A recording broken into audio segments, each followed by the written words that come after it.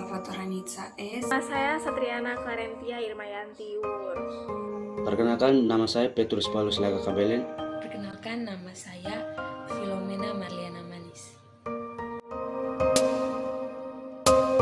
Di sini saya akan menjelaskan mengenai pengertian korupsi.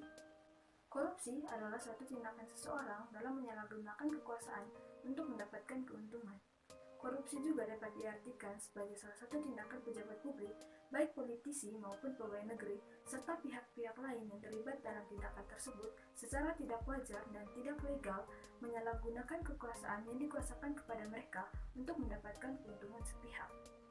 Dalam sudut pandang hukum, tindak korupsi mengandung unsur-unsur berikut.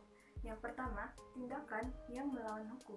Yang kedua, penyalahgunaan kewenangan, kesempatan, dan sarana. Yang ketiga, memperkaya diri sendiri, orang lain, serta korporasi. Yang terakhir adalah merugikan keuangan negara serta perekonomian negara. Di sini saya akan menjelaskan tentang faktor-faktor penyebab korupsi. Faktor-faktor penyebab korupsi dapat dibedakan menjadi dua, yaitu faktor internal dan faktor eksternal. Faktor internal adalah faktor yang berasal dari dalam diri tiap individu. Faktor ini meliputi sifat tamak atau rakus, gaya hidup yang konsumtif, dan moral yang kurang kuat. Untuk faktor eksternal adalah faktor yang berasal dari luar diri tiap individu, yang meliputi faktor politik, faktor ekonomi, dan juga faktor organisasi. Dalam menjalankan fungsinya, Transparansi Internasional mengeluarkan sebuah pengukuran Corruption Perception Index atau Indeks Persepsi Korupsi pada untuk setiap negara. Indeks pengukuran memiliki skala antara 0 sangat korup sampai dengan 10 sangat bersih. Indeks tersebut mengukur persepsi terhadap tingkat korupsi pada sektor publik pada negara yang bersangkutan. Transparansi Internasional Indonesia melakukan survei terhadap indeks persepsi korupsi pada 50 kota di Indonesia. Pada tahun 2007, Transparansi Internasional meluncurkan indeks persepsi korupsi untuk Indonesia dengan skor 2,3, yang lebih rendah dari tahun 2006 dengan skor 2,4 untuk Indonesia. Pada tahun 2008, indeks persepsi korupsi Indonesia naik sekitar 0,3 dari tahun 2007 lalu. Skor Indonesia dalam indeks persepsi korupsi di tahun 2009 naik menjadi 2,8 dari 180 negara yang masuk dalam pengukuran IPK.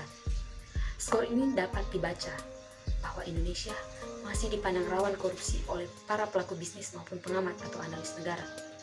Walaupun dari tahun ke tahun menunjukkan kenaikan penilaian IPK, hal ini masih mengindikasikan bahwa Indonesia masih dikategorikan sebagai negara yang korup dibandingkan dengan negara-negara tetangga seperti Singapura, Brunei Darussalam, ataupun Malaysia dan Thailand. Berdasarkan Perpres nomor 5 tahun 2012, di dalamnya menyatakan bahwa strategi pencegahan dan pemberantasan korupsi di Indonesia memiliki visi jangka panjang dan juga visi jangka menengah. Visi jangka panjangnya ialah mewujudkan kehidupan bangsa yang bersih dari korupsi dengan didukung oleh nilai-nilai budaya yang berintegritas. Kemudian visi jangka menengahnya ialah mewujudkan tata pemerintahan yang bersih dari korupsi dengan didukung oleh strategi pencegahan dan pemberantasan yang baik serta nilai-nilai budaya yang berintegritas. Berangkat dari visi ini, maka terdapat 6 strategi utama pencegahan dan pemberantasan korupsi yang dilakukan oleh bangsa Indonesia. Yang pertama ialah pencegahan. Melalui strategi pencegahan, diharapkan muncul langkah berkesinambungan yang berkontribusi bagi perbaikan di masa yang akan datang. Strategi yang kedua ialah penegakan hukum. Dengan adanya penegakan hukum, maka akan memberikan efek jera dan contoh bagi masyarakat bahwa korupsi merupakan perilaku tidak terpuji dan juga berpengaruh pada tingkat kepercayaan masyarakat terhadap hukum maupun aparat penegak hukum.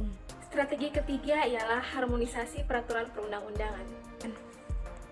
Meratifikasi UNCAC adalah bukti konsistensi dari komitmen pemerintahan Indonesia untuk mempercepat pemberantasan korupsi. Strategi keempat ialah kerjasama internasional dan penyelamatan aset-aset hasil Tipikor.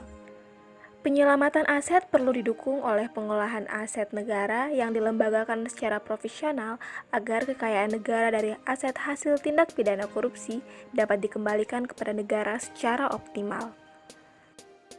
Strategi kelima ialah pendidikan dan budaya anti korupsi. Wujudnya bisa melalui aktivitas pendidikan, yaitu pendidikan anti korupsi baik di tingkat sekolah dasar, sekolah menengah maupun di perguruan tinggi, dan juga sosialisasi nilai-nilai anti korupsi di tengah-tengah masyarakat. Terakhir ialah mekanisme pelaporan pelaksanaan pemberantasan korupsi.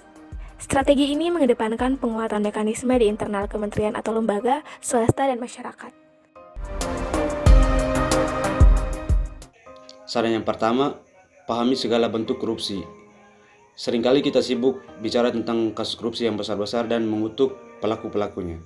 Padahal berbagai perbuatan tidak jujur sering terjadi di depan mata kita, bahkan kita pernah melakukannya. Misalnya dengan suap.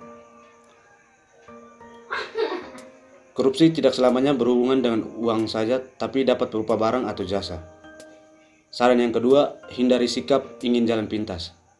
Sikap ini sering kita temui pada saat pengurusan KTP atau pengurusan surat-surat identitas lainnya.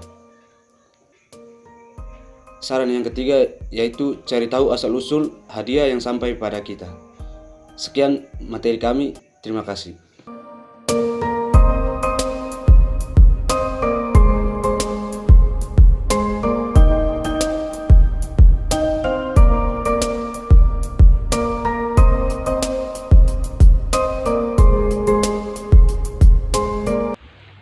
Katakan Katakan tidak. Katakan tidak pada korupsi.